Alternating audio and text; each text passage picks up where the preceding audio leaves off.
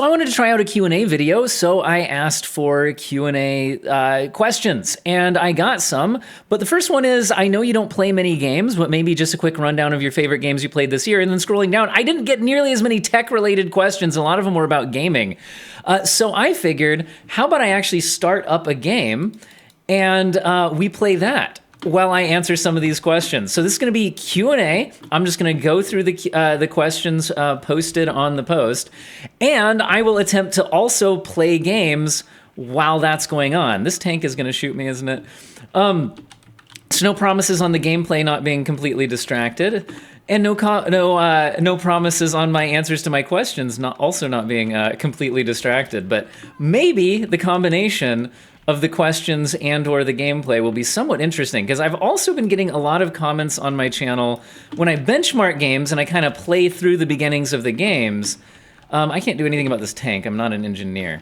When I play through the beginnings of the games, sometimes people will say, hey, you know, why don't you do some Let's Plays or something, or stream on like a second channel? I don't really have time for that, but I figured maybe I'd get shot in the back while I'm answering questions, Anyway, so there's that. I don't think this is safe to res me here, so I'm going to go ahead and respawn. We're playing the breakthrough mode on Battlefield 6, and the first question, again, that I'm responding to is, I know you don't play many games, and I'm trying to dispel that notion. I do play games quite a bit still, but maybe just a quick rundown of your favorite games you played this year. So I just died while I was reading that question, so this will be harder. Anyway, my favorite games I've played this year. I'm not great at choosing favorites, to be honest. But I will say that my favorite games I'm playing right now are Battlefield 6 when I'm on my PC, as we're seeing here. And then also, though, a lot of my gaming is on my Steam Deck. And on my Steam Deck, my current favorite, I guess favorite's probably the wrong word, but the game I'm currently playing the most when I have time to play on my Steam Deck is Megabonk. So Megabonk, I got a kill with that random grenade into the smoke. Let's see if anybody's hiding back there. Got some damage. Anyway, Megabonk, it got another kill there, is, if you've played Vampire Survivors, it's kind of a lot like that. Oh, geez, there was an enemy in that building. We are definitely losing this point. Is this teammate really going to try to res me here? Okay, we already lost the sector, dude. Like, give up. But thank you. I like there is a thank your medic button. That's an enemy. Is he just not going to shoot at me? Okay. Honestly, at this point, I'd rather just die and respawn at the next base. So in Battlefield 6, by the way, which again, on gaming PC is currently a favorite, we're currently playing the breakthrough mode. So in breakthrough, one team is attack and one team is defense, and then you fall back through a series of, like, if the attacking team captures a point, they get some reinforcements back. And then you get pushed back to the objective, like the next one, and there's a series of those on each map. The exact number depends on the map. The point is, my team is on defense right now. The enemy team has 199 lives left, and it's our job to defend them. You know what? I'm gonna go guard the back route in. Let's see if anybody tries to come up this hill back here. Let's do that. So yeah, currently, favorite game to play on gaming PC is Battlefield 6. And then my current favorite on the Steam Deck, like I said, Megabonk. Megabonk is a lot like Vampire Survivors, if you've played that, but kind of in 3D. So it's a roguelite, which I tend to like a lot of roguelite indie stuff on my Steam Deck. I'm also playing Hades 2 on the Steam Deck, kind of taking a short break from that in order to play some Megabonk. Okay, well, I got a quad kill there. Hopefully the rest of my team can finish that off. Let's see if I get a medic coming in here. Oh man, we had seen, okay, here's the thing. In Battlefield, almost nothing feels better than watching the distance from the medic, like counting down until they get to you.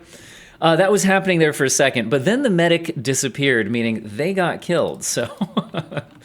that's one of the not nice things. Okay, we can see our objective being taken here, so I'm gonna see if I can get on the point, throw a body on the point, and see if that can help turn the tide on that. Currently only one enemy on the point, and I think I saw him right here. So let's see if I can just run in here and shoot him. Got him. Okay, because I am going to try to win this game, guys. We're definitely going to do that. Okay, got like a double kill, triple kill. Okay, that's good. There's a lot of smoke.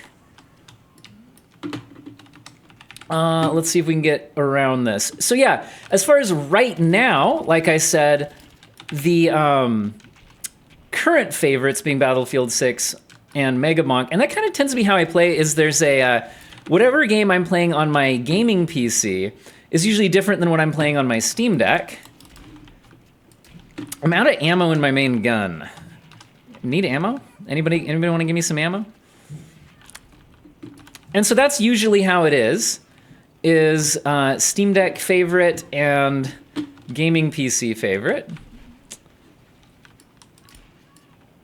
I'm pretty sure there's enemies in the smoke here. There we go. Do I have any? Still, okay, good. At some point I ran over a ammo pack. Oh, finally, they got me, guys.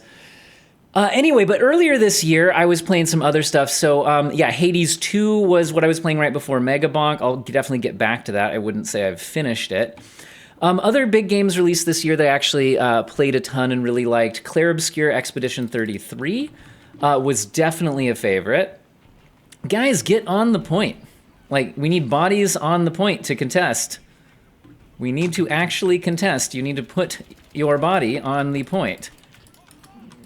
Okay, well, I'm doing what I can, guys. And I'm distracted, and I'm still number 4 on the board here. What are we, 17 and 7? Well, I tried my best, despite answering comments. Anyway, maybe this is a good time to read the next question. Yeah, Clair Obscur Expedition 33, I've grown up playing Final Fantasy games, a lot of other RPGs. That was another big favorite for this year. There's definitely been some good games, but those are probably the standout. Expedition 33, Hades 2, and now Battlefield 6. Now, how many kangaroos could you defeat in hand-to-hand combat inside a boxing ring? This is obviously trying to get like some sort of a joke answer out of me, but I'm just going to be 100% honest. The answer is 0. Now, please talk about your powerlifting background and what's your current workout split and best lifts. Okay, talk about powerlifting background. I think powerlifting background may be like overselling it. Like I've mentioned in the past that I've been interested in powerlifting on the channel. Even when I was starting this channel as like it was kind of a pandemic project in 2020 when I was having to like teach from home, making videos and stuff anyway, because the schools weren't meeting in person and all that. I was thinking, which of my hobbies would I like to make videos about? And it was kind of, I was kind of up in the air between tech or powerlifting. Now, I've done various forms of weight training my entire life. Let's see, let me actually pay attention to the game for a second. So we're on defense again. Okay, defense. That's not too difficult to think about here. Just shoot the bad guys as they come in. Got it. Anyway, so what was I saying? Powerlifting. Okay, so can I save my? Oh, somebody already got him. Okay.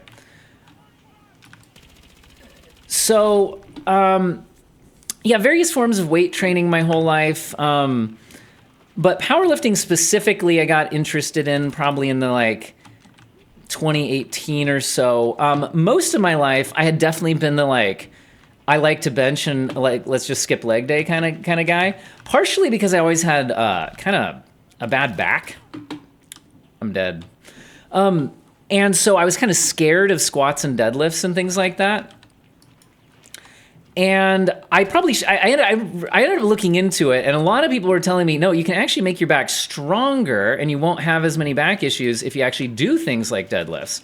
So finally, I decided to stop using that as an excuse and actually try it out. There's definitely some enemies down this way. Maybe the grenade-y thing? Got him. All right. Yeah, anyway, decided to try powerlifting. Now, then, as I was training for it, trying to get my numbers up to actually try competing, that's right when the whole pandemic thing hit. So gyms were closing, all of that. So I ended up buying a squat rack and some free weights, barbell and all that, to try to be able to keep lifting during COVID. But then the powerlifting competitions it was going to be harder to find stuff, and all of that was kind of getting in the way.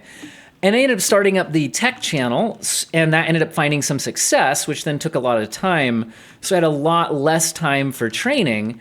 So my overall lifts are certainly not as competitive now because I just have less time to train. And so with that in mind, I kind of never ended up actually competing in powerlifting. So I haven't actually done any competitions. That being said, as far as like best lifts just at home, so this would not be verified at a competition or anything, I have hit I had a goal of, I wanted to be able to do 3 of the 45-pound weight plates on each side, which adds up to 315 pounds for bench press. And bench press has always been my best lift, I think because I actually just enjoy it the most. It's the only lift I actually enjoy doing. Don't know why. I just haven't really liked the other lifts as much. Anyway, so my bench press, I got up to 320. My squat and deadlift have never been quite as good, though. I think I was just never quite... I just don't like it as much, and I do have some nervousness about my back. My back does occasionally get tweaked out. I do think it's actually better now, having worked on squats and deadlifts. I think overall my lower back is stronger and just gets less randomly messed up by just like existing, which is good. But I found that, if I push it too heavy on like 1 rep maxes, it doesn't always end well for me. So I did hit 405 each for squat and deadlift. But I don't like to push farther than that. And now on a more regular basis, it's actually kind of like what's my normal kind of routine now. So there's a huge difference between the routines I did to get strong and then what I do now to just try to not lose as much muscle as possible. There's some pretty big differences. So the main thing right now is basically most of my workouts are now done on a lunch break. So I have about 30 minutes. I walk home because I mentioned on the channel before that I bought a house right next to the school I teach at so that I could still try to teach and run the YouTube channel. So cut down on everything like commute time and all that. So I have basically tried to figure out what can I do in 30 minutes to basically not lose most of the muscle that I've gained over the years. Because it's way easier to just try to hang on to what you have than to actually build it up in the first place. So basically, I don't have like a certain day of the week for things. I just have 4 days and I just cycle through them endlessly. And the, sorry, I'm trying to actually kill this guy. The first day is just bench press and barbell rows. So bench press and barbell rows is the first day. And I don't do a ton. Really, it's just like a couple of warm-up sets and then like 3 sets of 5 at whatever weight feels like, I've got a couple reps left in the tank. Like I'm not pushing myself to failure or anything like that. That helps me have good recovery time and be able to do the lift again in just a couple of days. So typically that would be like bench press, do a couple of warm-up sets, and then do like a set of 5 reps at like 245, 255, and then 265. But some days it's a little less weight. Some days it's a little more, depending on how I'm feeling. Barbell rows, nothing particularly heavy, just kind of to make sure I get a little back exercise in there. The second day would just be squats. Again, just kind of wherever I'm feeling I can get in just like 3 sets of 5 without like feeling like I'm dying.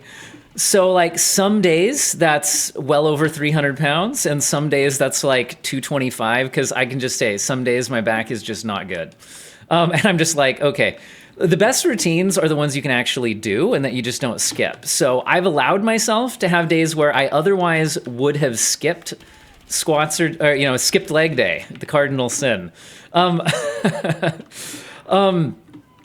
And I found that rather than skipping it, a better option is to just let myself go really lightweight, just like 225, something like that. No, obviously, what's lightweight to you is going to be relative to you, but it at least helps delay muscles like just dying, I guess. Get a little bit of work on there to just, you're not going to make a lot of progress with that. But again, you're going to make more progress just not skipping than anything else. Anyway, so the third day is just, I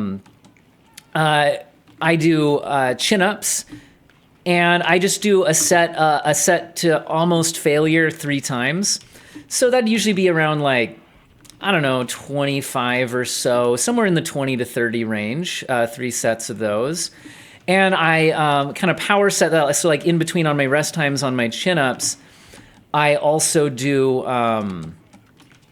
I also do overhead press with a barbell to get some shoulder work.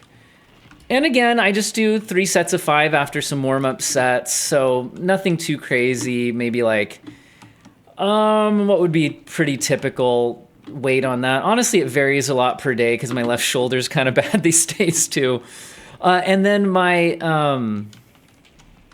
last day is just deadlifts. Just again, 3 sets of 5 that are fairly heavy for whatever feels heavy that day. It's probably similar to like squats, where some days I'm going fairly heavy and other days I'm just not feeling it and I just don't skip it.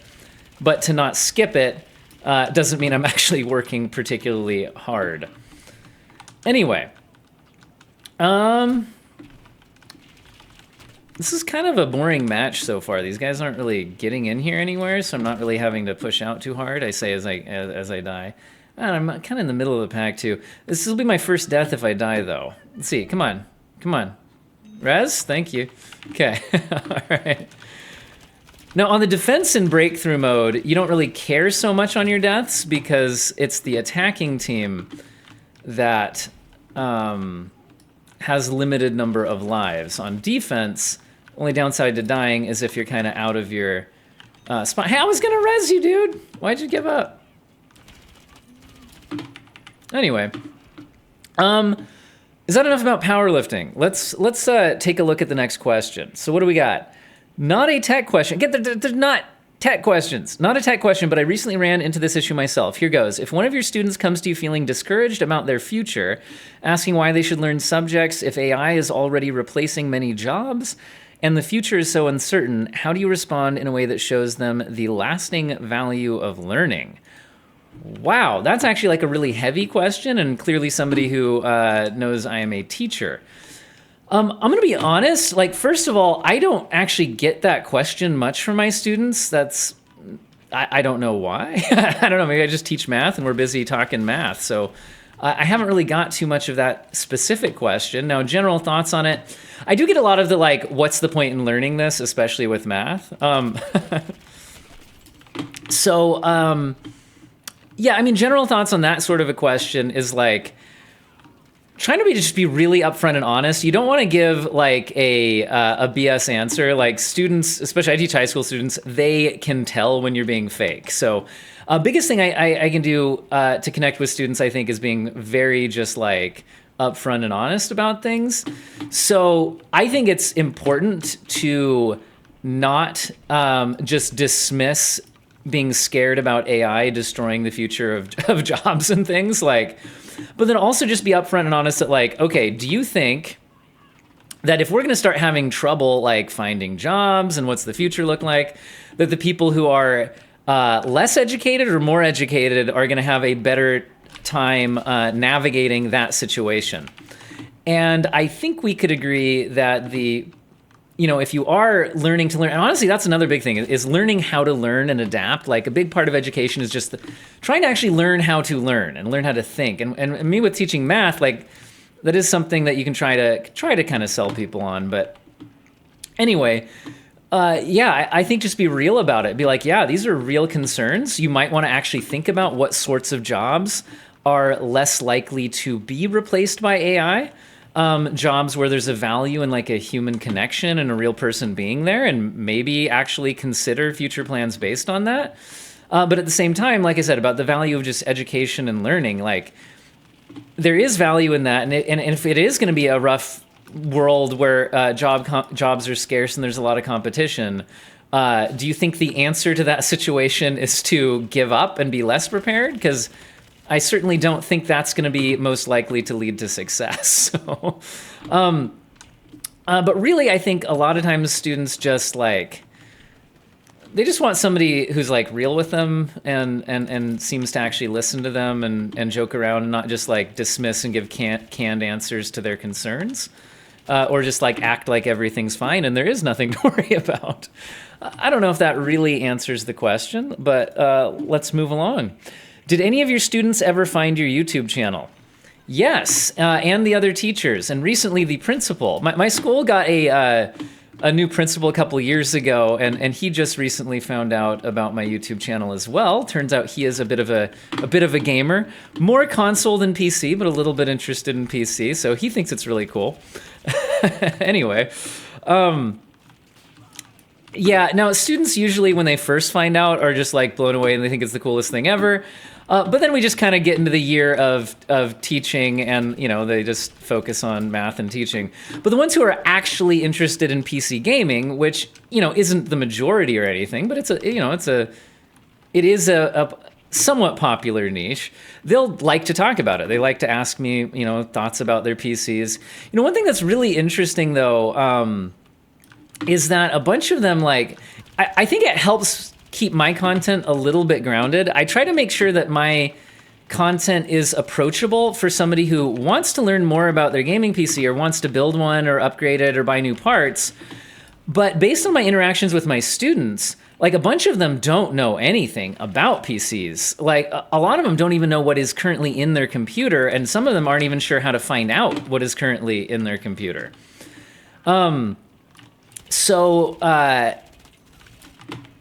I think that might help with my channel, having kind of one of the goals be to make... sorry, getting distracted with the combat here.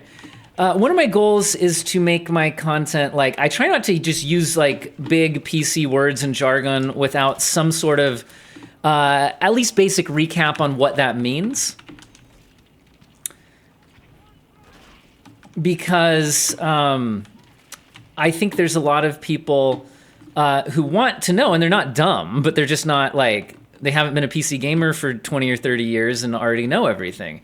So I do try to kind of explain things from a very like conceptual point without like a lot of prior knowledge absolutely having to be necessary to understand the what we're talking about here. So for example, I think like I absolutely love Gamers Nexus, but I think if a lot of my students watched a Gamers Nexus video, they're not gonna have any idea what is happening right now. So I do try to keep that in mind as far as like what's kind of a role I can feel, kind of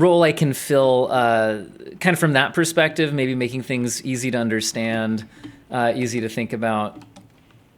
I'm gonna hide the chat because I have no idea if anything offensive is about to be mentioned in the group chat there. Well, not group chat, but the game chat. There's definitely somebody behind this thing. Can I blow that up? I'm getting shot through the smoke.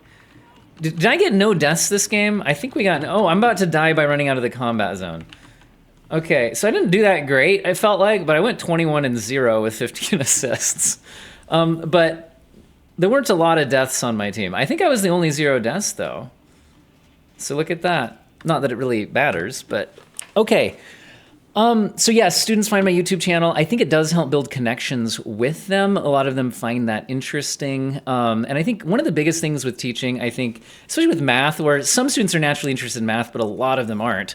I think a big thing can be just trying to build a connection with the students. And so having something that they think is cool, that you can talk about is helpful. So there is that. Mr. Daniel, do you even sleep? No. Also, would you give Linux a chance? Yes. Good talk. Now, I will say that Linux, I'm giving it a chance in Steam Deck form. I use my Steam Deck a lot, and I think it's great. I would actually, if I wasn't still running the YouTube channel, I would actually be fairly interested in switching my main PC over to Linux just to try it out. And I've had really good experiences with Steam Deck on Linux for gaming. My main hesitation for my YouTube is that for me right now, is that my YouTube content, I want to be as applicable to people's experience as possible. And so most people are still gaming on Windows, which means that it would be kind of targeting the wrong niche. And there's other people who I think cover Linux specifically, and I think that would make more sense to let them do that. What's my craziest teaching student story? Okay, let's talk about that. So teaching stories. This is what I meant about. I was trying to do a question and answer that I thought was gonna be all about graphics cards and stuff, and it's all just randomly about me. So maybe if I do more of these, once some of these questions are kind of out of the way, maybe it would focus more on the content. Looks like I'm on defense again. Defense is easier to think about, so at least there's that. Probably works well with this Q&A format because I can just mindlessly click on people without having to worry about like, where am I attacking from and all that. I'm gonna guard the flank here. Oh, except a tank's coming down the flank. Maybe I'm not gonna guard the flank. Oh, geez.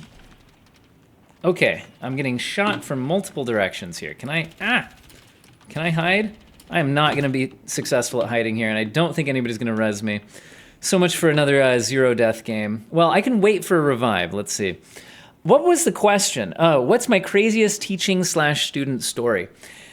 I don't know if I have something super crazy. I might actually, is this medic gonna be a hero and actually get me here? No, maybe not. I don't know if I can think of the craziest one. All sorts of weird things happen. But I can tell you just one thing that really stood out to me, my very first year teaching, because your first year is gonna be memorable in a lot of ways. I keep hoping I'm gonna get resurrected here and getting distracted. Here, let's just come back. So your first year is generally gonna be memorable in a lot of ways. You're learning a lot of stuff. Now, one thing I remember being particularly memorable, there's a tank in my face. Let me get out of there.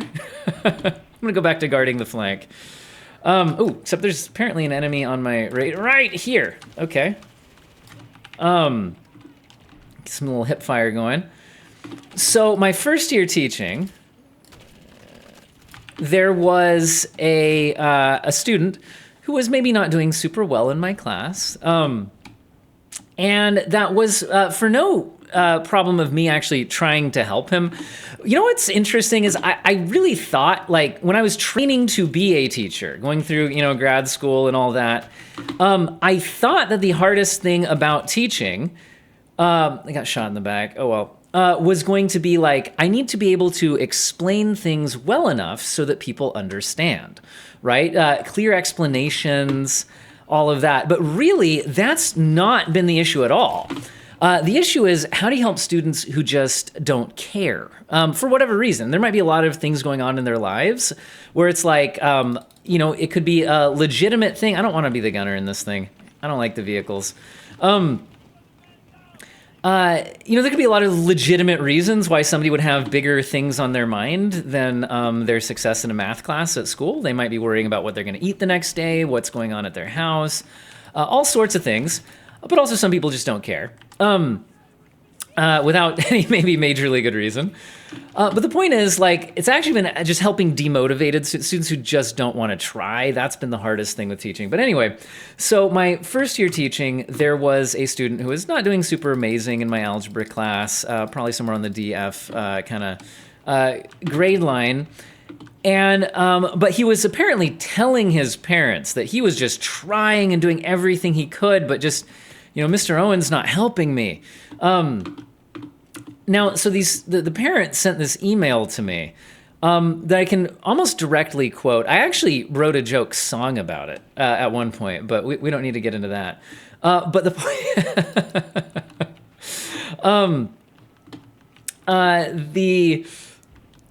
the parent email essentially just said, I mean, literally just about a direct quote, You need to stop spending as much time helping other students and help my son more. Sound harsh? Yes.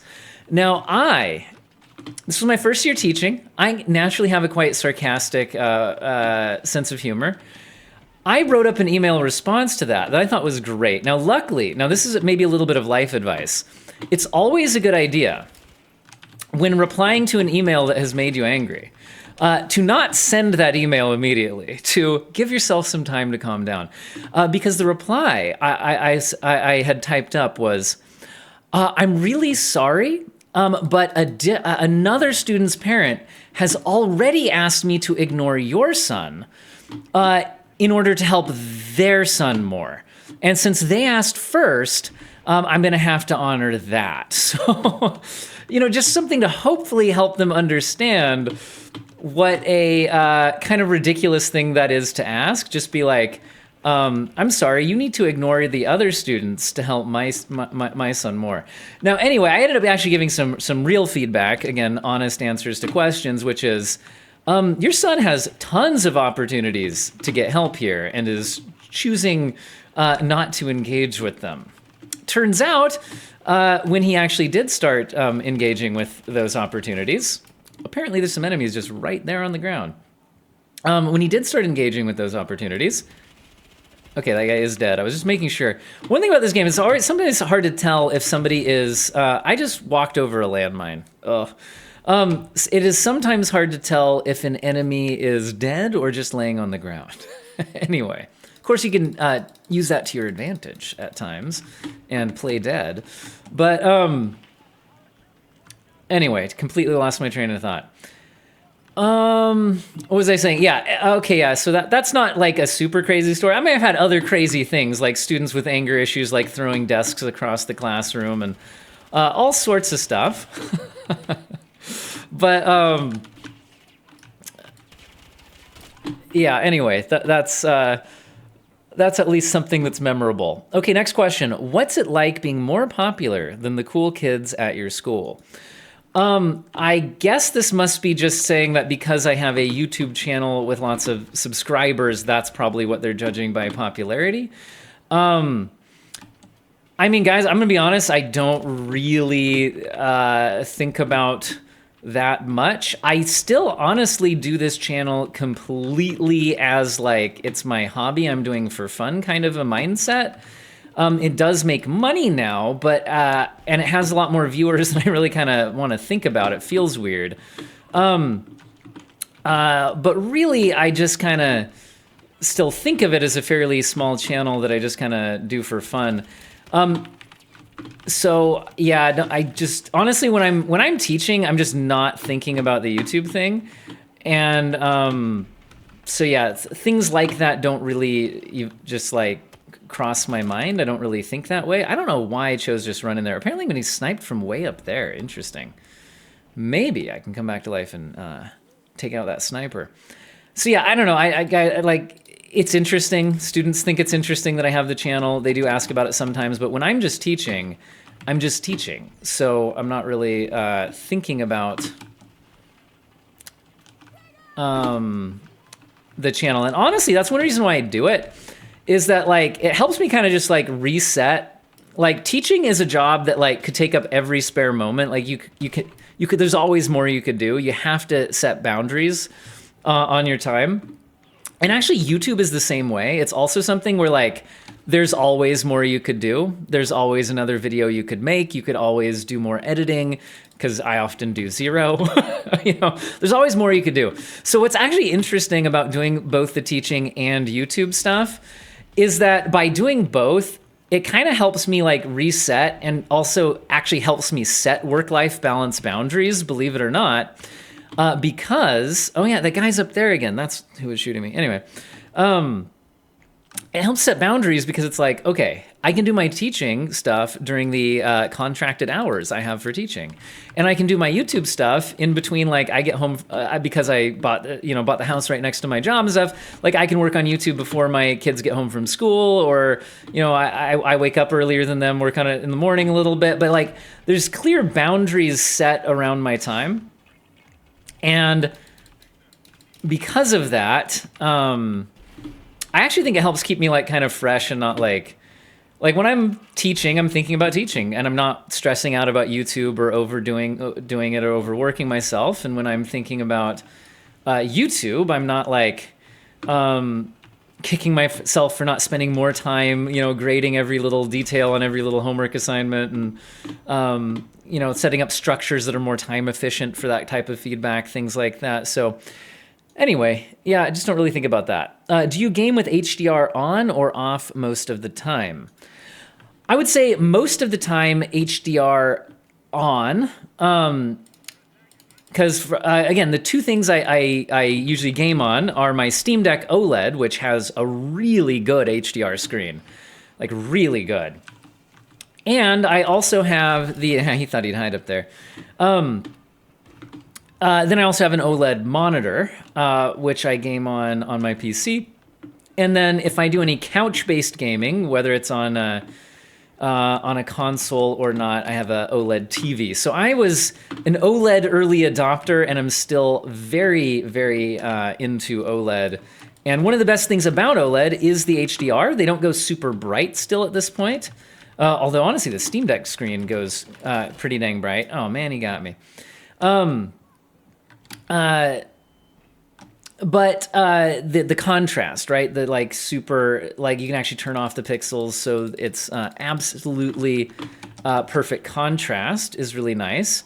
Also, my gaming stuff is set up mostly in my basement, so I can light control the environment. So OLED screens, if you can control the light in the environment, so it's a dark room, then you don't need it to go bright, super bright. Oh, that was pathetic. I should have had that. Anyway, yeah, you don't need it to go super bright.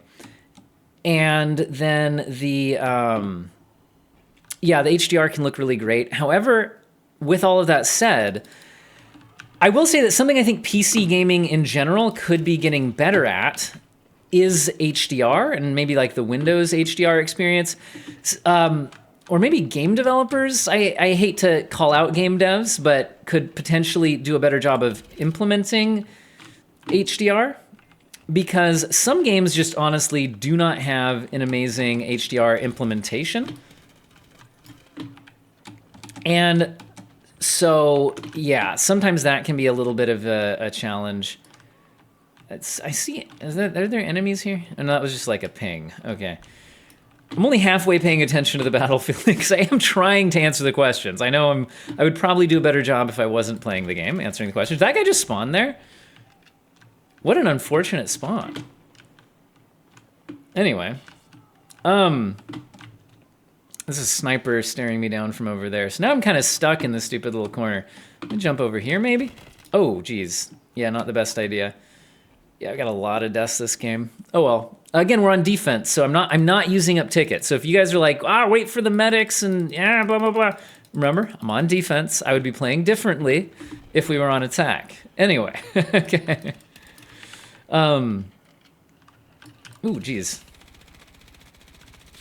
I feel like, okay, at least I got the assist. Oh, Jesus, tank's kind of pushing me in. I'm trying to get to cover, and there's a tank pushing me out in front of him like I'm a human shield. Completely lost my train of thought. HDR. For one thing, I think like Battlefield 6, for example, this game looks, I think, really good with the HDR on, but I think the lighting actually looks kind of weird when you don't use HDR. But there's other games that I think don't implement HDR super well. And I think that could be better just in gaming in general, but also I'd say especially on PC. That's an enemy vehicle. I don't want to die. Anyway. Get him, get him, get him. Okay, that pistol is not doing the trick. I think there's an enemy right over here, but I could be wrong. I have no ammo. Need more. Is anybody nearby? Give me some ammo. All right, we're switching to shotgun. Ah, there's one. Headshot with the slug on the shotgun. All right. Oh, it's contested. That's an enemy. Oh my goodness. Speaking of, you can't tell if it's a dead body or not. There's another one. Okay, well, they got me. At least I got the double kill. Yeah, anyway, yes, I game with HDR on for the most part. Certain games it doesn't look good. A lot of games it does. And certain games really should do a better job with the implementation, and Windows in general should do a better job with the implementation. There's a bunch of guys in there. Okay, yeah, they're definitely just hanging out there. Okay, I want to pop around the corner. Can I? Is that gonna glitch and let me shoot him through there? Oh, there we go. Ooh, rocket to the face. Okay, what is the next question? The next question, what's a dream car/cars that you would actually like to get someday? What cars would you get if you were a billionaire?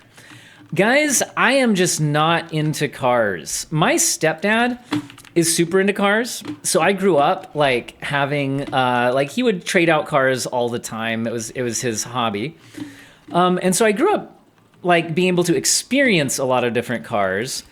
And I think rather than that having the effect on me of me also being super into cars, I think it had the effect on me of being kind of jaded about cars. Because like one thing I noticed about all the different cars is that they all can drive you from point A to point B if they're not broken. So honestly, that's about where I'm at with cars. Is I would like transportation that works, and I don't like spending a lot of money on it.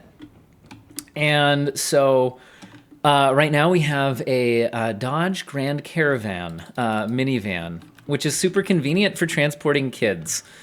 And then I have a little Hyundai Accent with still the like roll up windows, like manually roll up windows, no buttons or anything like that. And I have that because that was one of my first vehicles, and it is paid off, and it still drives from point A to point B. And like I said, especially because now I walk to work, I'm a 1 minute walk from work. I just don't drive much other than driving my kids around in the minivan.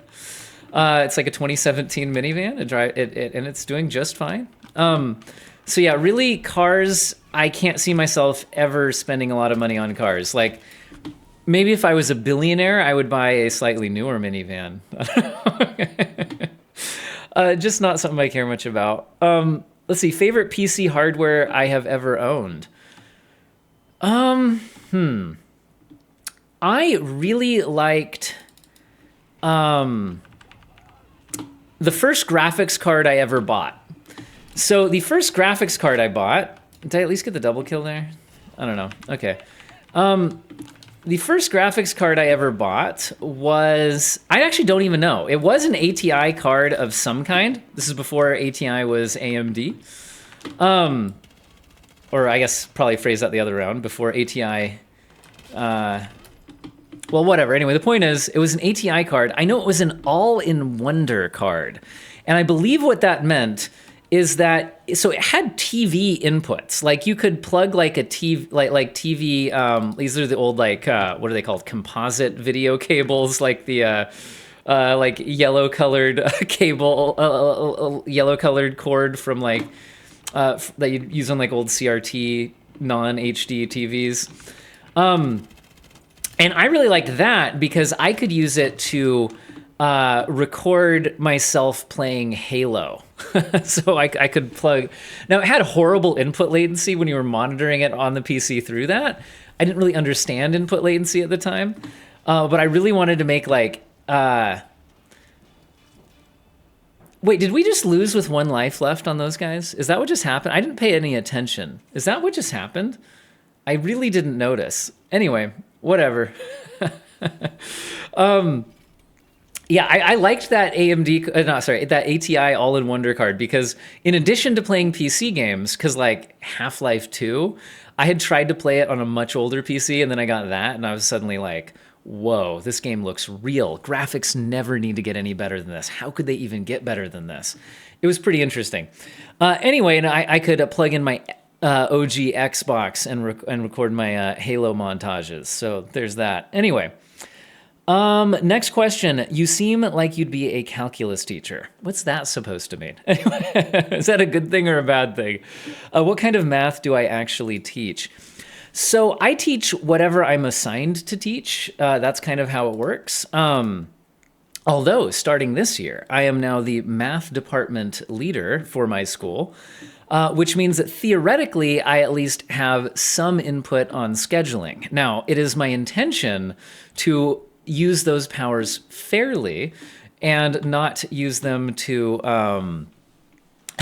to take all the good classes for myself. So I will try to be fair with that. So anyway, basically, I've just always taught what I've been assigned to teach. So there's your basic Algebra 1, Geometry, and Algebra 2.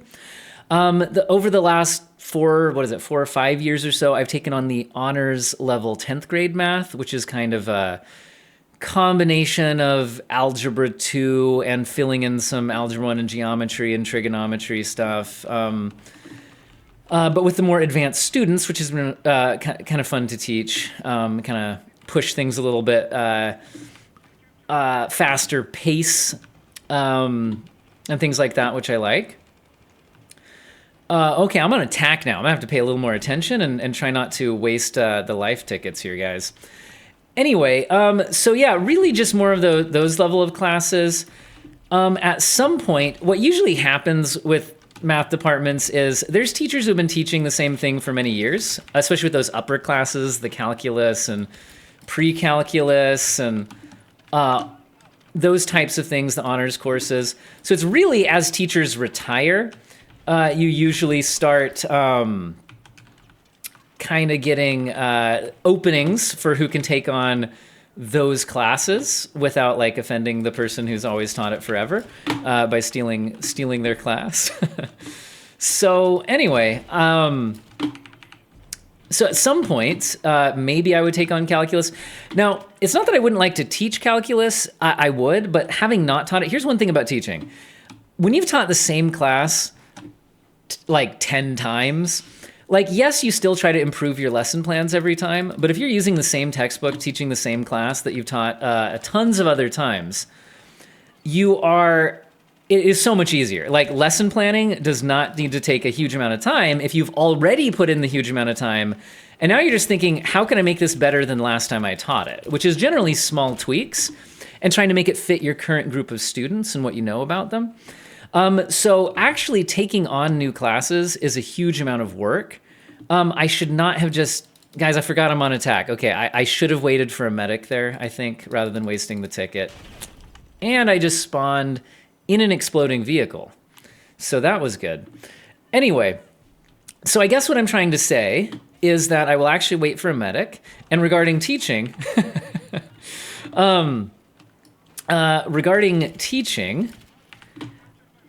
I think that I would be interested in teaching calculus, but it's also a lot of work to take on a new course to prep for.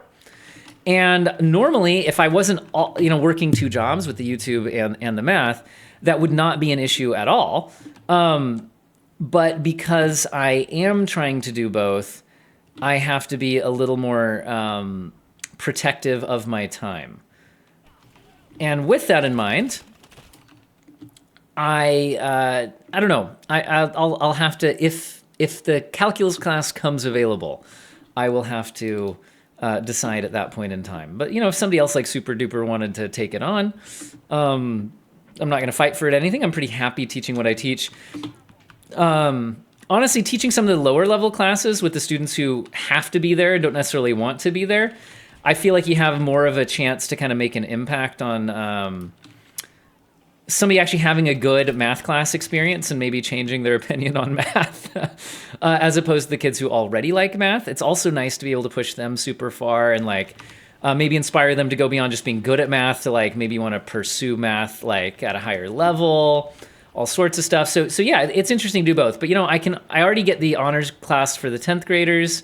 And then I have the like I said, the more standard level courses. So I get a bit of both, and I enjoy being able to do both. And because I've taught the same thing a million times, that's one of the reasons why people are like, how can you possibly teach and do YouTube at the same time? Part of it is this is I think my 14th or 15th year teaching. I don't really keep track, but somewhere around there.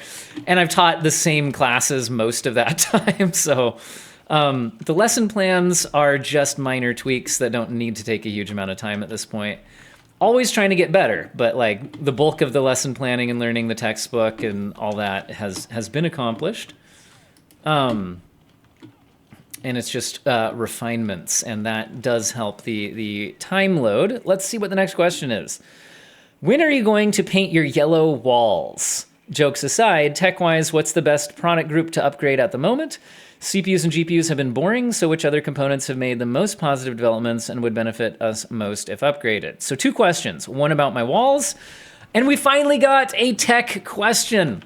Okay, I better actually answer that. Now, as far as the yellow walls go, I'm gonna give 2 answers to that. One, I'm not a huge fan of the yellow walls in the basement, but I also don't hate them, and they look different on camera than they do in person. So basically, they're not as bad in person as they are on camera. That being said, I would probably prefer a different color, but that they're just what it was when we bought the house. And there have been other things that we've wanted to fix about the house before the color of the walls in the basement, which, like I said, aren't actually terrible in person. Maybe not my favorite. And they're also more orange in person. I've noticed on camera they look like super yellow. It's a little bit different in person. So I'll say that. Anyway, let's... okay, this is dangerous. I'm going to have to abandon the revive here. And instead shoot some grenades. There we go, got the double kill. Now we can do the revive. Hopefully. Let's see. This is dangerous. I hear footsteps. Okay, got another double kill. I think it's a double kill. Yeah, there we go. Okay, I saved you, you saved me. Hello? I saved you, you saved me. Thank you. Okay, let's be fair. All right, we actually got a tech question. Maybe that'll be a good place to end the video. I was waiting till we got at least one tech question. So what's the best product group to upgrade since CPU and GPUs are not advancing at a super exciting rate, especially there's like the overall performance advancements, but then there's also the like performance per dollar where things have really slowed down. Okay, I'm taking B. Cool, look at that. Sector taken.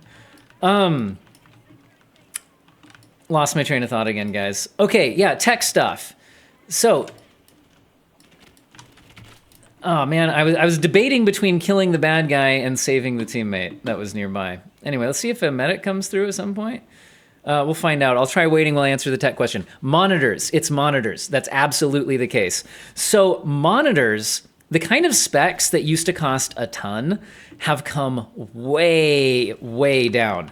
Now, a big part of this is that the higher end monitors are now OLED. So OLED monitors were originally extremely expensive and very niche. But what happens with this kind of technology is once you've sold all the ones you can at like a crazy price, then you start to drive the price down. So OLED monitors used to be like in the $1,000 plus range, but now they're starting to come down into like $400 to $500 range. And that guy was trying to hide there while we were surrounding him. Yeah, and even if you're not interested in an OLED monitor, what this means is the nicer IPS monitors that used to command those like, like $600-700 price tags are now getting pushed down into like the $200-300 price range because the OLED monitors coming down is kind of pushing the other technology down lower than it. That's, I think, kind of what's happening. So with all of that happening, I really think that you can now get some like really nice IPS monitors at a fairly reasonable price.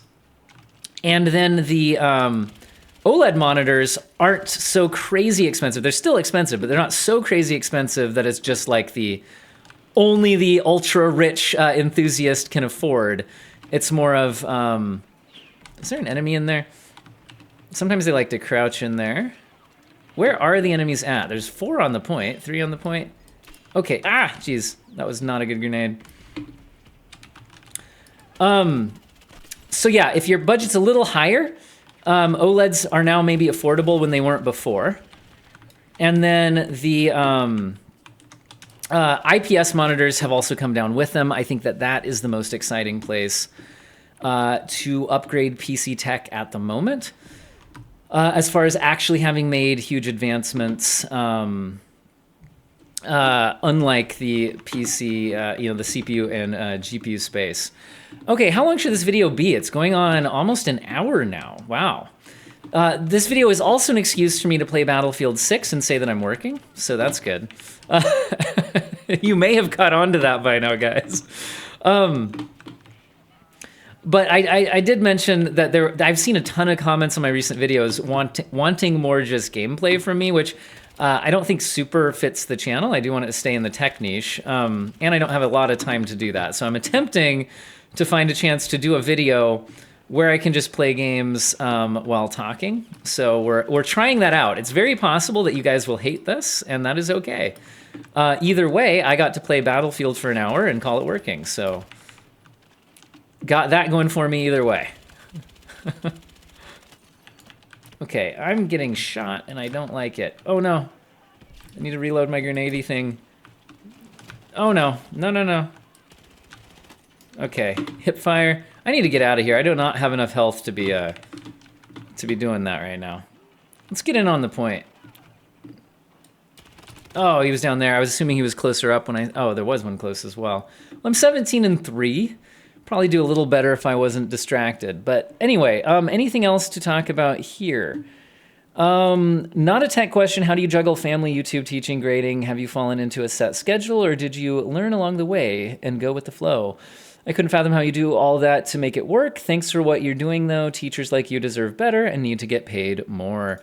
Honestly, guys, I'm in a fairly low cost of living area, and my school pays okay, considering you get oh, there was a guy up close as well.